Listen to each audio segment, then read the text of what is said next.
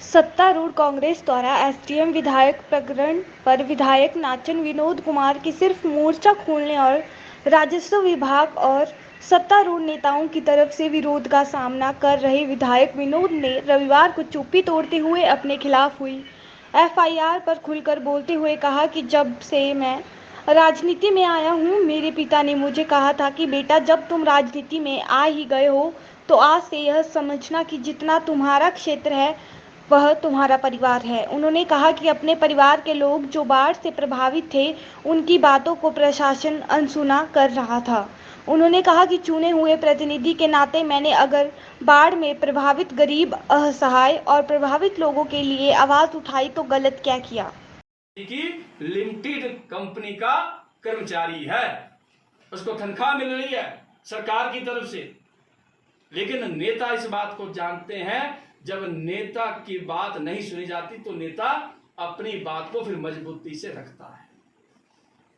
मैं जिन अधिकारियों ने इस बार इस आपदा की घड़ी में जो सहयोग किया है उन सभी अधिकारियों का भी और कर्मचारियों का भी मैं अपनी दिल की गहराई से उन सबका धन्यवाद करना चाहूंगा। लेकिन जिन कर्मचारी अधिकारियों ने इस आपदा की घड़ी में लोगों का सहयोग ना करके लोगों को उलझाने का काम किया है, उनको मैं चेतावनी भी देना चाहूंगा। देर है, अंधेर नहीं है। घराटे की जगह नहीं घूमता, एक ही साइड नहीं घूमता, दोनों दूसरी साइड भी घूमा यार, दूसरी साइड घूमना ना फिर लगना पता आता कि पिस्सा। तो इसलिए मैं कहना चाहूंगा कि आप लोग भी जरा जो कर्मचारी साथी सहयोग नहीं कर रहे हैं, मुफ्त की रोटी खा रहे हैं, और बहुत सारे ऐसे कर्मचारी हैं जो बहुत अच्छा काम कर रहे हैं, उनकी हम प्रेज करते हैं, लेकिन जो सरकार की पेमेंट लेकर के, पैसा लेकर के सहयोग नहीं कर रहे हैं, उनसे भी मेरा निवेदन रहेगा कि भैया इस तरह का सेवा करने का मौका नहीं मिलता। वैसे तो मिलना ही चाहिए, ऐसी घड़ी आनी नहीं चाहिए। अगर आई है तो आज हम सब लोगों को कोई रास्ता ढूंढना चाहिए, मदद का रास्ता ढूंढना चाहिए। ये मेरा कर्मचारियों से भी, अधिकारियों से भी निवेदन रहेगा। और अंत में मैं इतना ही कहना चाहूंगा कि हमने कोई भी ऐसे गलत शब्द का चयन या गलत शब्द हमने किसी अधिकारी को, कर्मचारी को नहीं बोले हैं। अगर बोले होंगे तो आप उस लाइव में देख सकते हैं। लेकिन अगर जनता के लिए जहां तक भी जाने की बात होगी, निश्चित तौर पर मैं जनता के साथ हूं, जनता के द्वारा बनाया हूं और जनता के लिए ही जनता के साथ हूं।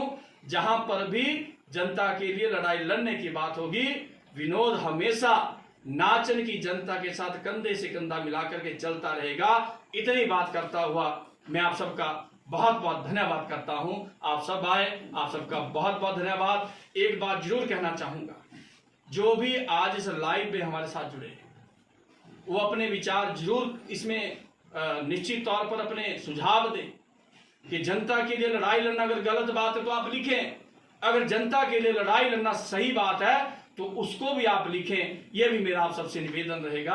आप सब आज मेरे सभी पत्रकार साथी एक छोटे से नोटिस के ऊपर यहाँ पर पहुंचे, इसके लिए मैं आप सबका बहुत बहुत धन्यवाद करता हूं।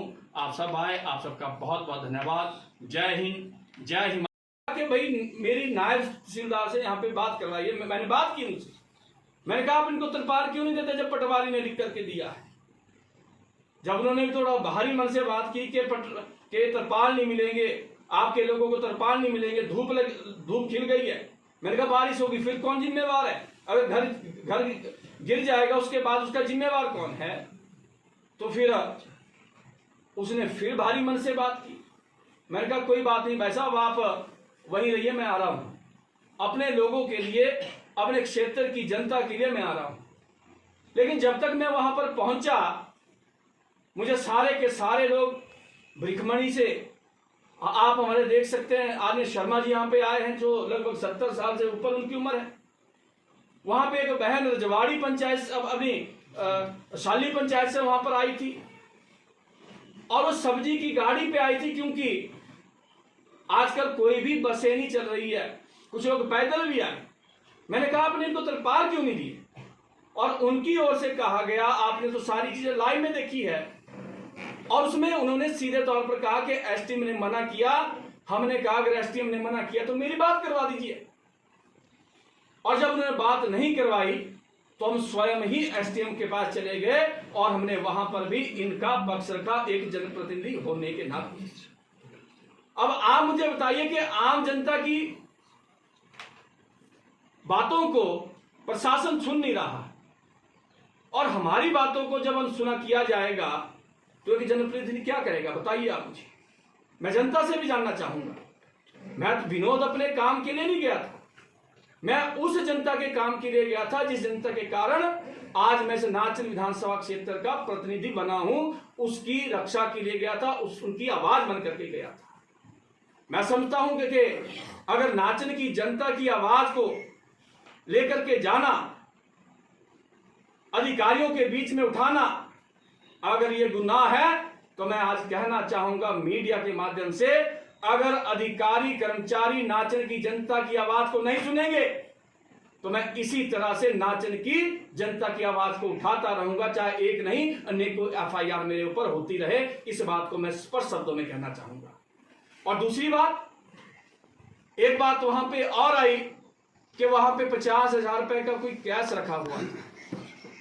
मैं सुनकर के हैरान हूं उन अधिकारियों का जिनके पास लोगों को देने के लिए तरपाल नहीं है, वो कैश की बात करते हैं। मैं एक बात सीधे तौर पर कहना चाहता हूं, मुझे राजनीति करनी नहीं आती है, लेकिन अपने क्षेत्र के अंदर नाचन की जनता की सेवा करनी आती है। उस सेवा के लिए मुझे जो भी करना पड़ेगा मैं हर हद तक जाने के लिए हमेशा तत्पर पे रहूंगा। मैं आज सीधे तौर पर कहना चाहूंगा, एक ने मुझे फोन करके कहा, किसी मित्र ने मुझे मेरे साथ बात की कि यार आपने एक महिला अधिकारी को रुलाने का काम किया। मैंने कहा यार हम तो हिमाचल प्रदेश की देवभूमि में रहने वाले वो लोग हैं जो बहनों की पूजा करते हैं और स्वाभाविक अधिकारी हम इस बात को मानते हैं, लेकिन जब जनता की आवाज को नहीं सुना जाएगा तो उनकी आवाज को मजबूती से उठाना वो कहीं ना कहीं वहां के प्रतिनिधि का दायित्व बनता है और उस दायित्व का निर्वाह मैंने किया है। और दूसरी बात मैं ये भी कहना चाहूंगा कि ठीक है, मैं इस बात को मान सकता हूं कि स्वर ऊंचा हो सकता है, वो तो मेरा आज का नहीं, वो तो स्कूल कॉलेज से समय का मेरी बात करने का लहजा तरीका वही है, उसको मैं बदल नहीं सकता। लेकिन दूसरी तरफ मैं बात करूं, एक बात आती है, आपने कहा कि अधिकारी को रुलाने की बात आप लोगों की ओर से आई, लेकिन मैं आपसे पूछना चाहूंगा, क्या कभी आपने कभी उस गरीब के आंसू देखे जो आज बेघर हो गए हैं? मीडिया में उनके भी आंसू आने चाहिए थे, जो अपने जिनके सामने वो घर बह करके चले गए, उनके आंसू किसी ने नहीं देखे। क्या आपने उस किसान के आंसू देखे जिस किसान की भूमि उसके सामने जब आसमान से जब बादल फटे तो वो सारी की सारी भूमि निकल करके चली गई? क्या कभी किसी ने उसके आंसू देखे? उसके आंसू को लेकर के किसी ने बात की? क्या कभी उस किसान के बारे में हमने सोचा जिस किसान की सारी खेती जो है वो तबाह हो गई? ग्राम पंचायत सलवान और कोट में आप जाइए नीचे, लगभग 100 ऐसे परिवार हैं जिनके घरों के अंदर 3 फुट से लेकर के 5 फुट तक आपकी गाद के साथ साथ आपका मिट्टी रेत आपके घरों में घुस गए। हमें तो उनको लेकर के भी बात करनी चाहिए थी। ये तो शुक्र करें कि वो घटना सुबह 7 बजे की थी, अगर वही घटना कहीं 4 और 5 बजे के बीच की होती तो कितनी लाशें वहां पर होती, इस बात का जिक्र भी हम लोगों को करना चाहिए। आज आप देखिए जो लोग बेघर हो गए हैं और शाम को खाने के लिए तरस रहे हैं, उनके आंसुओं का जिक्र भी आज तक शायद हमने और आप लोगों ने कभी नहीं किया। हमें उनके आंसुओं का भी जिक्र करना चाहिए। मैं एक बार स्पष्ट शब्दों में कहना चाहूंगा, जिस तरह की यह घटना घटी है, सरकार तो कह रही है कि हमने बड़े बड़े काम कर दिए, प्रशासन कह रहा है कि हमने तो हदें पार कर दी। लेकिन मैं आज आपसे जानना चाहता हूं, मीडिया के बंधुओं से जानना चाहता हूं और हिमाचल प्रदेश की जनता से जानना चाहता हूं, जहां पर इस तरह की आपदा आती है, प्रशासन का काम है कि जहां आपदा आती है वहीं पर जाकर के उनको सुविधा वहीं पे प्रदान करना, ये प्रशासन का काम है। ये कहां का इंसाफ है? एक तरफ आपदा है, आदमी घर से बाहर रह रहे हैं, और दूसरी तरफ आप उनको 12 से 15 किलोमीटर दूर बुला करके आप उनका सहयोग करने की बात करते हो और सहयोग बिल्कुल नहीं करते। ये कहां का इंसाफ है? और दूसरा मैं ये भी कहना चाहूंगा, मैंने पीछे भी इस बात को कहा था और आज भी इस बात को कह रहा हूं, और नाचन की जनता को आज भी कहना चाहूंगा, विनोद आपका जनप्रतिनिधि है, आपके आशीर्वाद से बना है। और मैं कहना चाहूंगा, मेरे शरीर में खून का एक एक कतरा नाचन की जनता के हितों के लिए हमेशा लड़ता रहेगा। ये बात मैं सीधे तौर पर कहना चाहूंगा। मेरे शरीर की एक एक सांस नाचन की जनता के हितों के लिए लड़ती रहेगी। इस बात को भी मैं स्पष्ट शब्दों में कहना चाहूंगा। और जब तक इस विनोद में जान है, जब तक इस विनोद में जान है, नाचन की जनता को कभी निराश नहीं होने दूंगा। जहां पर भी उनके हक की लड़ाई को लड़ने की बात होगी, उनके हक की लड़ाई को हर जगह, चाहे सड़क की बात हो, चाहे विधानसभा के अंदर की बात हो, चाहे विधानसभा के बाहर की बात हो, हर जगह जो है नाचन का पक्ष मजबूती के साथ रखा जाएगा। इस बात का भी मैं नाचन की जनता को पूरा विश्वास दिलाना चाहूंगा। बाकी मुझे नहीं लगता कि मैंने किसी भी प्रकार की कोई अभद्र भाषा का प्रयोग किया है। मुझे नहीं लगता कि मैंने किसी भी प्रकार की कोई धमकी किसी को दी है। अगर गरीब लोगों के हक की बात करना अगर धमकी है तो फिर धमकी सही। अगर गरीब लोगों की हक की बात करना, अगर बात करना गलत है तो फिर गलत सही। तो इसलिए मैं कहना चाहूंगा, हमने अपनी ओर से ना किसी अधिकारी कर्मचारी को धमकी दी है, ना हमने अपनी ओर से किसी भी कर्मचारी अधिकारी को कोई ऐसे शब्द का प्रयोग किया जिससे उसको बुरा लगे। मैं तो कहना चाहूंगा, सारा लाइव हुआ है और मैं नाचन की नहीं, मतलब पूरे हिमाचल की जनता से निवेदन करना चाहूंगा, अगर उस लाइव में एक भी शब्द ऐसा धमकी भरा होगा, अगर उस लाइव के अंदर एक भी कोई ऐसा शब्द होगा, भद्दा शब्द होगा, तो मैं राजनीति से त्याग देने के लिए भी, इस्तीफा देने के लिए भी तैयार हूं। ये भी मैं कहना चाहूंगा। और जो मेरे ऊपर आरोप लगा रहे हैं, मैं उन मित्रों से हाथ जोड़ के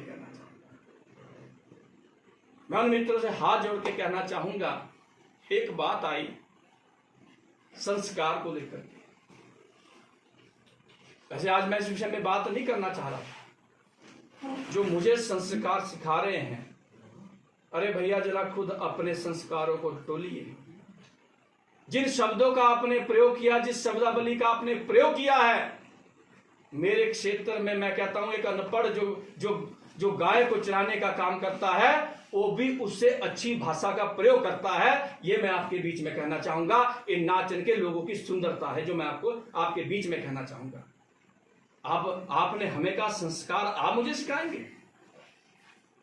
मुझे ध्यान में है मेरे मित्र, आपने पहला चुनाव वार्ड मेंबर का लड़ा था, वार्ड मेंबर से प्रधान बने थे आप, और किसी ने मुझे कहा कि कांग्रेस के नेताओं ने विनोद के खिलाफ प्रेस वार्ता की है। लेकिन जब मैंने कुछ मित्रों से बात की तो उन्होंने कहा कि कांग्रेस के तो कोई नेता थे ही नहीं। तो मैंने कहा कि कौन थे? उन्होंने कहा कि भाई वो कांग्रेस के नेता नहीं थे, वो सुखविंदर सिंह सुक्खू लिमिटेड कंपनी के 2 कर्मचारी थे। एक को आपने एपीएमसी में नौकरी दी है और दूसरे कर्मचारी को आपने डायरेक्टर बनाया है। अब जिसको आपने नौकरी दी है भाई, उसने तो सरकार की बात करनी है, वो अपना राजधर्म निभा रहे हैं, लेकिन उस राजधर्म के साथ साथ जो है मर्यादा में रह करके उस राजधर्म को निभाया जाता है, उसको संस्कार कहते हैं। मेरे माता पिता ने मुझे संस्कार दिया है, वही कारण है नाचन की जनता ने मुझे 1 बार नहीं, 2 बार नहीं, 3 बार जो है अपनी पलकों में बिठाया है। और आपके संस्कार तो उस प्रेस कॉन्फ्रेंस से नजर आ गए कि आपके अंदर कितना मैनर है, कितने संस्कार है। उसके ऊपर मैं कोई टिक्का टिप्पणी नहीं करना चाहता, लेकिन इतना जरूर कहना चाहूंगा, अभी तो मेरे भैया जीवन की शुरुआत है।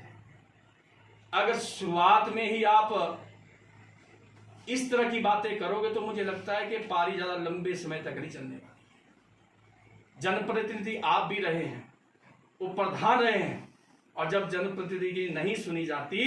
नाम कृष्ण चंद है। मैं ग्राम पंचायत रिपड़ और वार्ड बढ़ान जटा नाल से संबंधित हूँ और हम एससी परिवार से संबंधित हैं।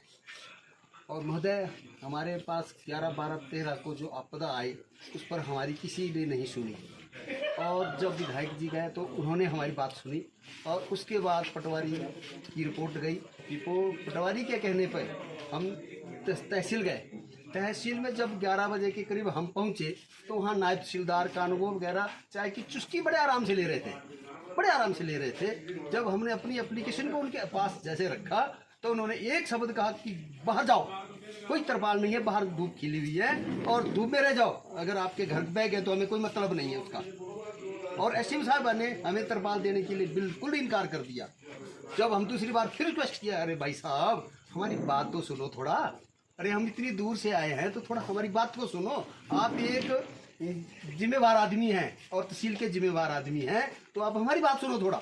तो उन्होंने फिर बोला इनको बाहर निकालो इनको, और हम जो है सब बाहर निकल गए। और उसके बाद हमने विधायक जी को एक बार फ़ोन किया, उन्होंने थोड़ा हमें ये किया। उसके बाद दूसरी बार फ़ोन किया तो जब विधायक जी ने बोला कि नायब तहसीलदार से मैं भी बात करता हूँ, आप वहीं रुको, हम वहीं रुक गए। और नायब तहसीलदार जी से हमारे विधायक जी ने बात किया तो वो हमारे सामने गाड़ी लेके भाग गया, वो रुका नहीं। हमने फिर किया, सर हमारी बात सुनो, तो वो गाड़ी लेके भाग गया। ये हमने अपने आंखों से दृश्य देखा। जब विधायक जी वहाँ आए तो कानूगोह जी से बात किया, तो कानूगोह के टेबल के पिछले साइड से विधायक जी ने बात किया, अरे भैया क्यों नहीं है तरपाल? उसने बोला एसडीएम साहिबा ने इनकार किया, तो एसडीएम साहिबा से बात करो। तो इन्होंने अपने फ़ोन से उनको बात किया, लेकिन एसडीएम साहब ने बात नहीं सुनी। इन्होंने बोला कुछ हम भी अपनी गाड़ी लेके गए थे किराए पे, उस पर बैठे और कुछ विधायक जी की गाड़ी पे बैठे और हम वहाँ पहुँच गए। और कुछ महिला भी थी, रिखमणी पंचायत के प्रतिनिधि भी थे, साली से भी थे और रिखमणी पंचायत से भी थे। जब वहाँ पहुँचे तो लाइव आप लोगों के सामने है, मेरा यही वर्दी थी, यही मेरा वेशभूषा थी। हम वहीं गए और एसडीएम साहब से कोई बदतमीजी नहीं की हमारे विधायक जी ने। हमारे विधायक जी जुझारू हैं और हमारे लिए मसीहा हैं, जो हमारे लिए इन्होंने किया उसके लिए हम कभी भी भूल नहीं सकते। आज से 10 साल पहले भी किया, आने वाले 5 साल में भी हमारे विधायक जी कर रहे हैं। लेकिन जो वहाँ घटना घटी, कोई अफसर वहाँ मौके पे नहीं आया। जब हमने फ़ोन पे फ़ोन किए, लेकिन कोई भी जटानाड़ में आज तक मौके पे नहीं आया है। अगर वहाँ आप लोग जाएंगे, आप रिपोर्टर लोग वहाँ जाएंगे, देखेंगे कि वहाँ क्या तांडव रचा हुआ है और हम कैसे रहे, क्या हुआ, वो कोई नहीं जानता। सिर्फ एसडीएम साहिबा ने एक ही बात कह दी कि हम जो है कुछ नहीं कर सकते, और नायब ने कहा कि हम कुछ नहीं कर सकते। जब ये हुआ तो रात को मेरे पास पहुँचे और मेरे पैर पकड़ लिए, भाई साहब मेरे बच्चे भूखे मर रहे हैं, मर जाएंगे। रात 8, साढ़े 8 बजे हम जहाँ रहते हैं वहीं पहुँच गए हम, और वहाँ से फ़ोन पे बुलाया हमें। फिर मैंने कहा तो हम क्या करें? फिर मैंने उन्हें बोला हमने थोड़ा आपसे बात रिकॉर्ड करनी है। मैंने पहले विधायक बोला था, ये नायब तहसीलदार जी ने बोला, और फिर विधायक जी की पहले हमने बातें रखी। भाई विधायक जी ने हमें ऐसा बोला, जो विधायक जी के साथ हुआ हमने बोला, वो बात उन्होंने रिकॉर्ड नहीं की। लेकिन मैंने इतना जरूर बोला कि आप रात को पहुँचे हैं, प्रतिनिधि हैं, जिम्मेवार आदमी है, तो मैं आपका धन्यवाद करता हूँ। ये बात उन्होंने रिकॉर्ड कर ली, लेकिन जो मैंने विधायक की प्रशंसा की वो उन्होंने रिकॉर्ड नहीं की, और उस पर जो है उन्होंने एक्शन लेना शुरू कर दिया।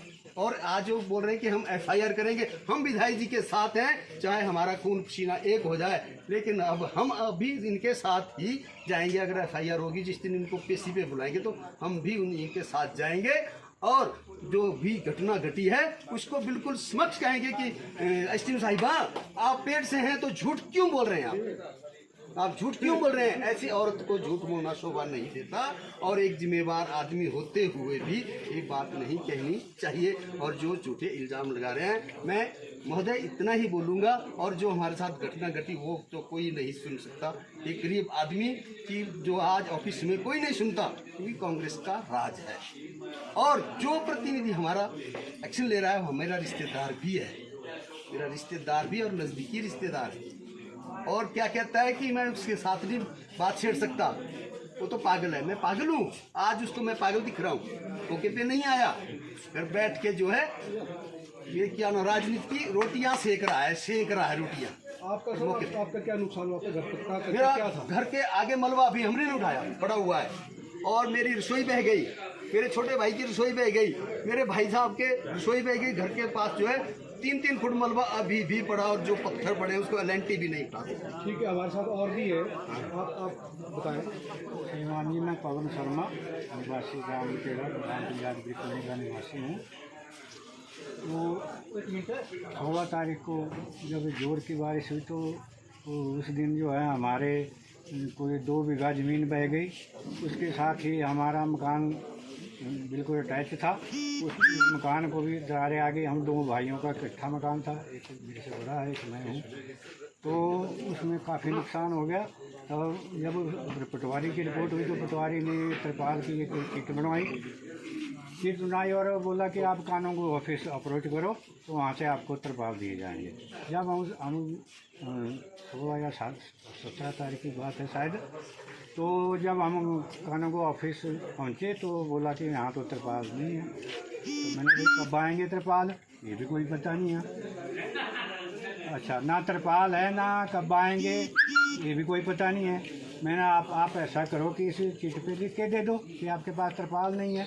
तो लिख के तो मैं दे नहीं सकता जी, मेरी तो नौकरी चले जाएगी। मैंने आप बैठे किस लिए हैं यहाँ?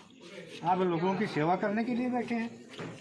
आप अधिकारी बन के बैठे हुए हैं और ना आपके पास तिरपाल है। अगर नहीं है तो कोई बात नहीं, आप लिखो इसके ऊपर, हम किसी दूसरे के पास जाते हैं।